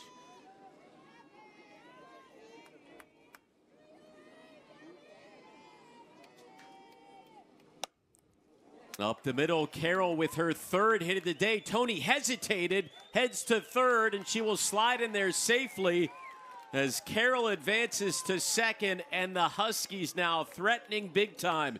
2 in scoring position with 2 outs. There's a drop ball, but over the plate. Carroll able to get enough barrel there. Again, another ground ball single up the middle just by Leanne Good. Question here, though, with Caden Henry playing as deep as she was, throw that to second base and keep it as a 1st and 3rd. So I'm going to throw this out there. You have runners on 2nd, 3rd. First base is open. Alexis DeBoer is at the plate. If you walk her, you will bring up a player who is currently 1 for 8 so far this season. Jaden Glab, terrific player, but yet to get going offensively. Do you consider doing that? I don't know that you intentionally walk DeBoer with a stand-up, hey, we're going to pitch out, but you also know that if you get behind, yes, you're going to go ahead and put her on, not try to give her anything that she can reach with the barrel. Alexis DeBoer with 3 home runs and 2 doubles so far this year. And it looks like they will go ahead and intentionally walk DeBoer and put her over at first. Some of the fans here aren't thrilled, but obviously you understand the strategy. Well, it's never too early to work on the intentional walk. Obviously, we've referenced it already. Although, will she try and pull a Reese Atwood? And I think you see Katie Stewart stepping out. Tegan Cavan is getting this far enough out there. I think Texas very well aware of what happens if you miss during an intentional walk. Did every pitching staff in the nation go and practice that after seeing what happened in the Women's College World Series last year? Probably. DeBoer, 2nd walk of the game. And here we go. Bases loaded, tie game, 2 outs. And it'll be Jaden Glab, the junior from Iowa, coming up to the plate. As we said, 1 for 8 on the year. Last year, a .304 hitter with 15 home runs.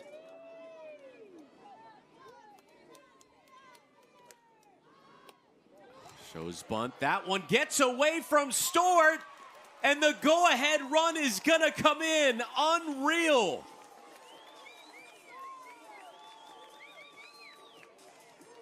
This is the second time today that the Huskies have shown bunt and pulled back, and the ball's gotten by Katie Stewart. Both of them allowing runs.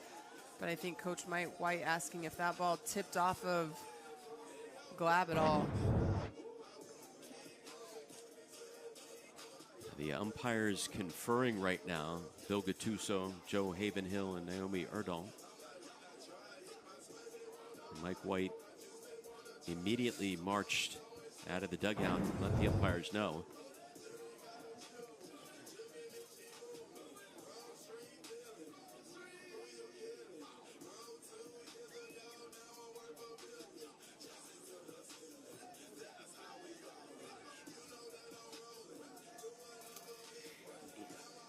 Doesn't appear to graze the bat, but we'll see.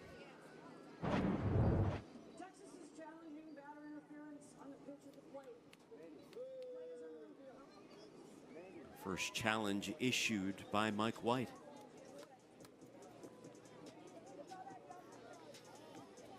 First thoughts there, Kat?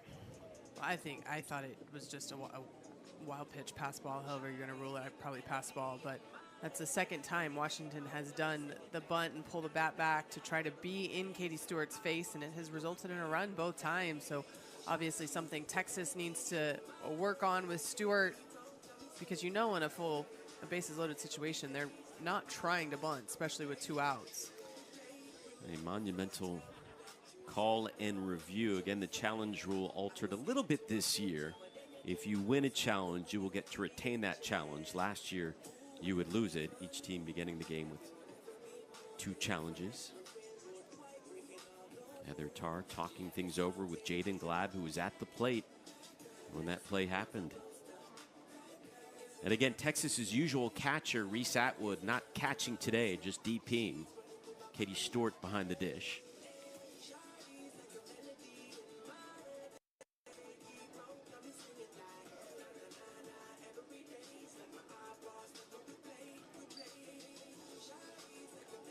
Umpires taking their time with this one, considering the importance of the moment. It's just a huge opportunity for Washington to cash in on here.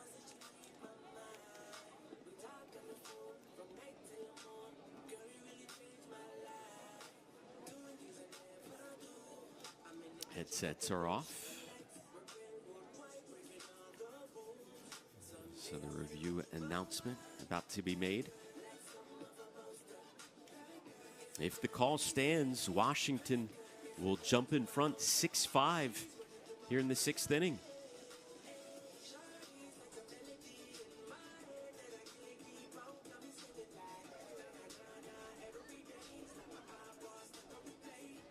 Here we go.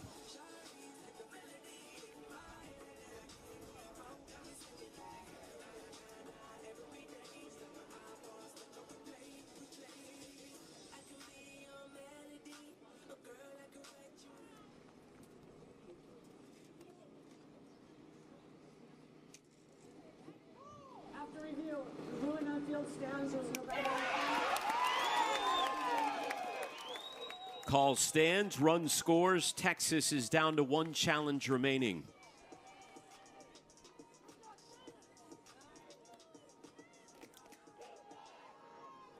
Oh, how about that decision? 2 runners still on. Carroll on second, Tony at third, Glab still at the plate. The count 1-0.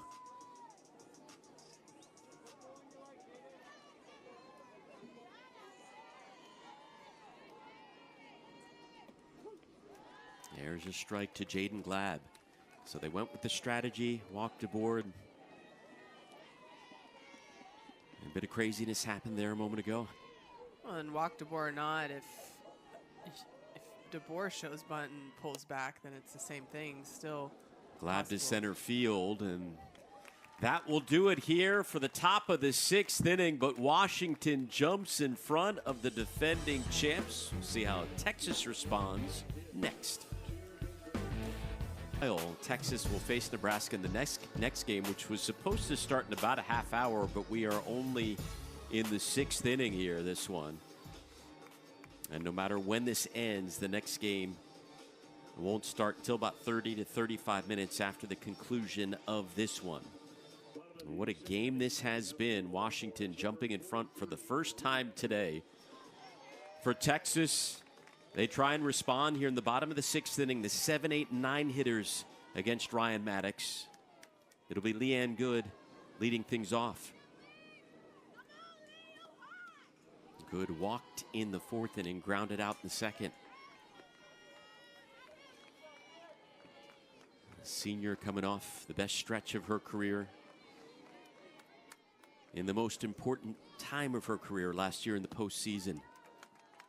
15 hits and 4 home runs. After the regular season, Mike White called her his postseason MVP.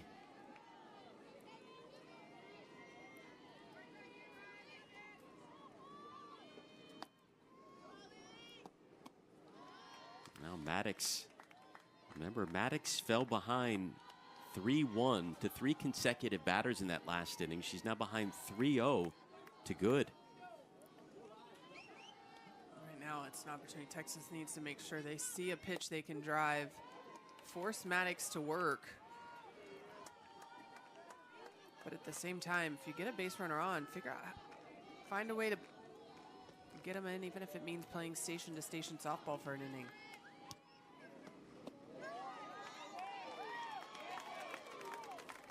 Ryan Maddox has now walked 3 of the last 4 batters she's faced. Playing with fire a little bit here in the latter parts of this ball game.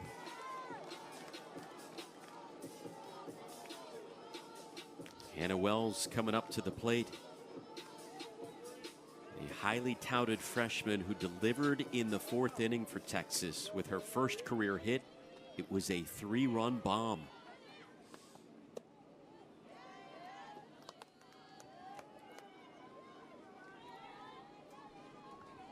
Wells, the Texas State High School career leader in home runs. National Gatorade High School Player of the Year. Picked up a save last night in the circle. The home run earlier. Now watches the count go 1-1. That was a good take by Hannah Wells. That ball, not something you're looking to drive. 1-0 count.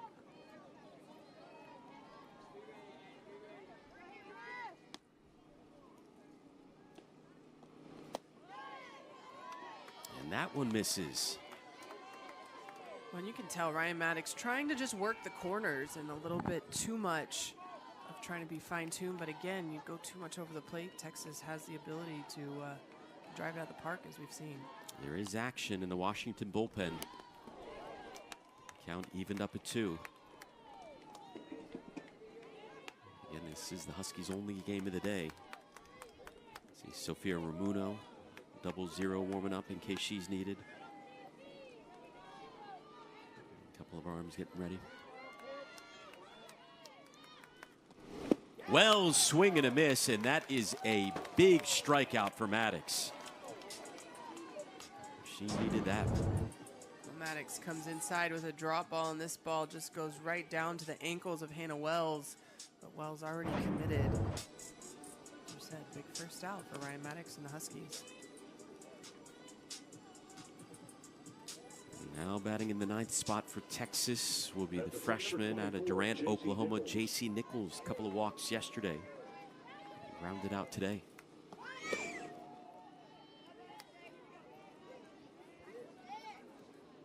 Good dancing around on the bases because nobody was over at first base, so she refused to get back there until finally DeBoer headed back. Playing a few mind games with Washington, trying to get an advantage there. Good at first with 1 away, the 1-0 count on the way to Nichols.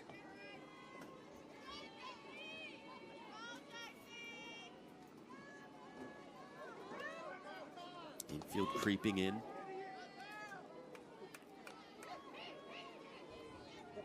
again, Maddox still working from behind.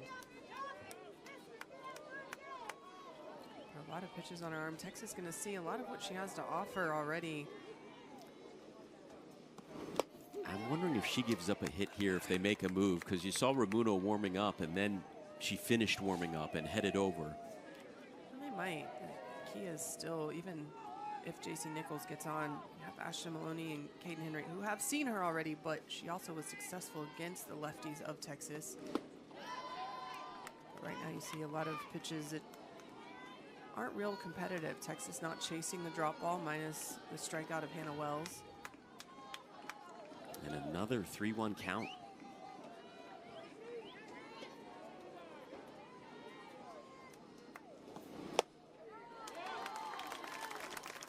This is Maddox's 4th walk.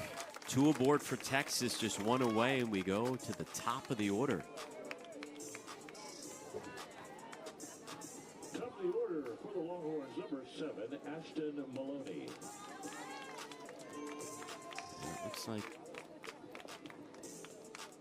for now at least, Maddox will stay out there. With Ashton Maloney coming up to the plate, one of the top hitters in Texas history, singled in the 3rd inning. That was sandwiched between a fly out and a ground out.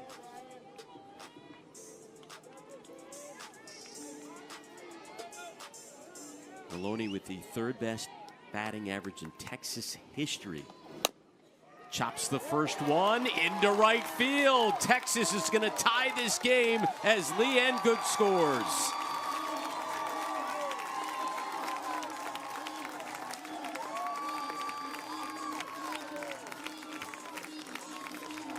Well, the experience of Ashton Maloney just showed. Anytime Texas needs her to come through, she finds a way to shorten up. And that's what she does right here. She shortens up, just puts this through the 3-4 hole, knowing that everybody's in because they want to cut that run down. But you see here, she just chops this over DeBoer through that 3-4 hole. Heads up base running by JC Nichols not to run into that ball, but allows Texas to tie this game. Here's Caden Henry, really surprised they left Maddox in there. As you saw Ramuno, one of their top pitchers warming up, but regardless, runners at 1st and 2nd.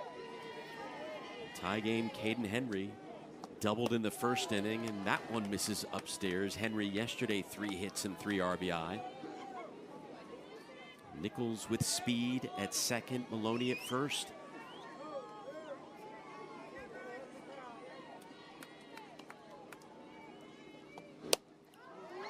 Henry pops one up. 2 away as the runners remain put.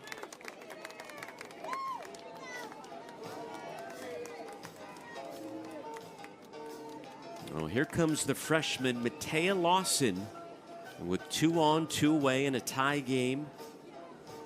She's 0 for 3 so far with a strikeout, and before she gets an opportunity, it looks like we will have a pinch hitter. Mike White going to the bench, and Vivi Martinez, who started yesterday's game, got the start off today. Will head into the batter's box. The talented junior 2 for 3 in her first game in 2 years. Drove in 4 runs last night. Trying to put Texas in front. She takes strike 1. When you say there, Vivi Martinez tipping her head. Maddox has typically gone away to the lefty, so I'm sure that's what she was sitting. And Maddox going on the inner half for that first strike.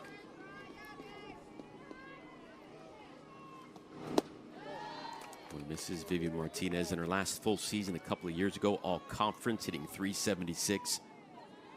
The year before that, hit a then Texas freshman record for RBIs with 52.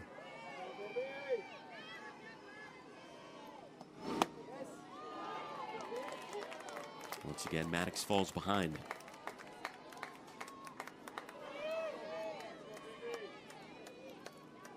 Tip my hat, the patience to Texas, forcing a lot of pitches on the opponent pitching arms.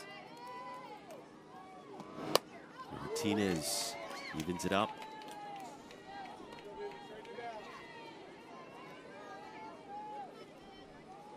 Vivi Martinez missing all of last year.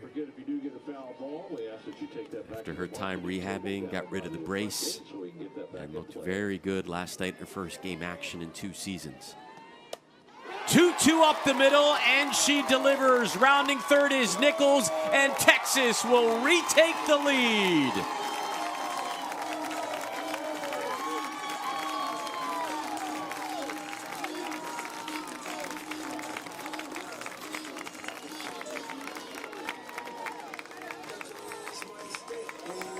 Vivi Martinez looking like her old self. Vivi Martinez taking this pitch just up the middle. But again, falling behind hitters allows Texas to get comfortable against Ryan Maddox. Vivi Martinez right there, having seen inner half and outer half on time, drives that up the middle for an RBI. Junior doesn't look like she took a year off at all. And Texas looking for more with Reese Atwood at the plate. She's reached 3 times today, a home run, a walk, and reached via an error back in the 4th inning.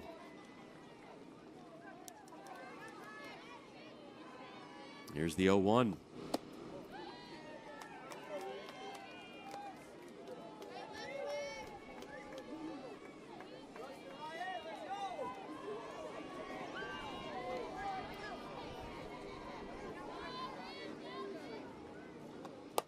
Maddox gave up a dart to Atwood right there. Maddox, since coming out of the pen, 2 innings, 2 runs, both earned, 4 walks, couple of strikeouts.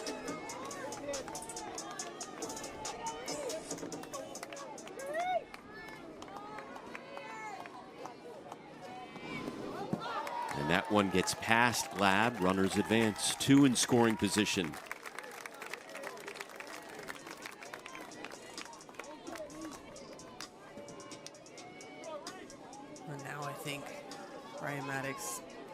Might be getting a tad tired.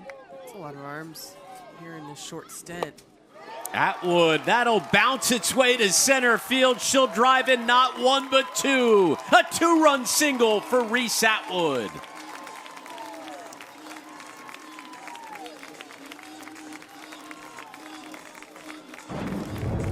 Well, after pulling that ball foul, Reese Atwood, knowing that Maddox is probably going off speed on time, that pitch up in the zone, but able to just muscle that into center field. 2 more RBIs for the senior.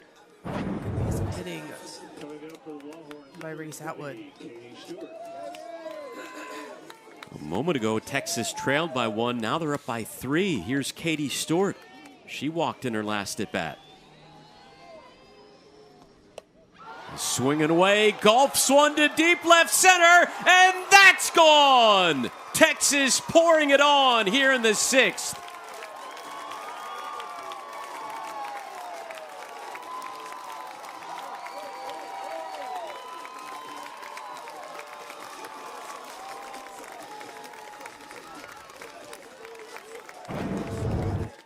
Well, this pitch, Ryan Maddox trying to come in. First time she's come in with a curveball to a right-handed hitter, but Katie Stewart sees that one well.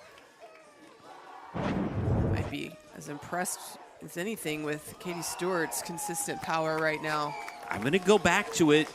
Earlier in this inning, Maddox, after she gets through at the bottom of the order, walks the 9th hitter, looking tired. Ramuno, terrific pitcher, ready, warmed up. They leave Maddox in there, and Texas has just gone off ever since. 6 runs in this inning by the Longhorns. And there is a flyout to finally end the frame by Kaya Altmaier. Texas in firm control as we head to the number 1 Texas, 3 outs away from improving to 2-0 on the young season. Suddenly up by 5 after that 6-run explosion in the last inning. Washington down to their last 3 outs, sending up the 4, 5, and 6 hitters. Alvarez, Bubke, and Mazzola. And again, about 30 minutes after the conclusion of this one, Texas will be right back at it, facing number 9 Nebraska. And Tegan Cavan, since coming out of the bullpen to replace Cam Salmon, has thrown an inning and a third, faced 7 batters, 1 hit allowed, no earned runs, a couple of Ks and a walk. There's Giselle Alvarez.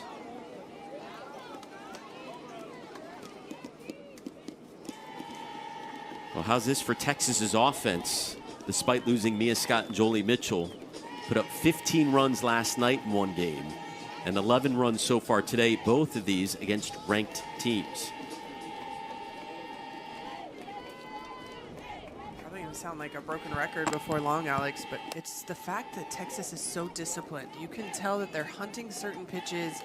They're being aggressive in certain parts of the zone depending on who's pitching. Not this early in season to show discipline, that's a very good sign. Beat Nebraska 15-10 last night. Up by 5 again here today against Washington. In the game that hasn't really felt like a 5-run game until about 5 minutes ago. Texas led 2-0 after 1. Washington tied it up. Texas led by 3 after 4. Washington jumped right back and took the lead. But now the Horns are 2 outs away from ending it.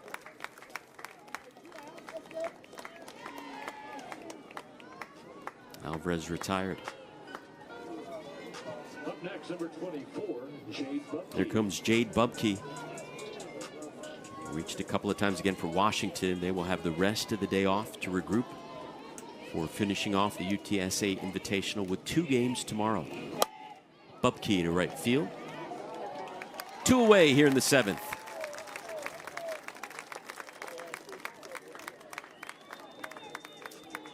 Up to Sophie Mazzola to keep this thing going for Washington.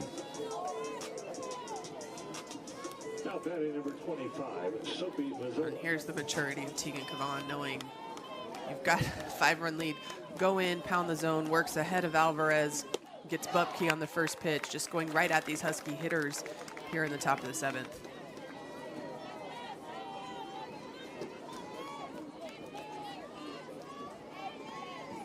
Cavan came in today with a career record of 48-8. Looking to add 1 more to the win column.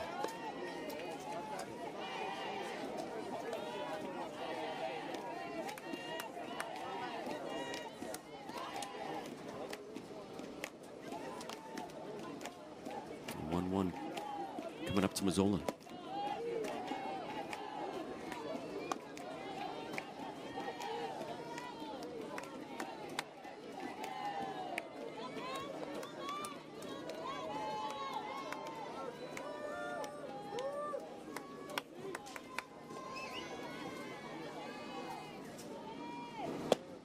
Swing and a miss. The Huskies down to their final strike of the day.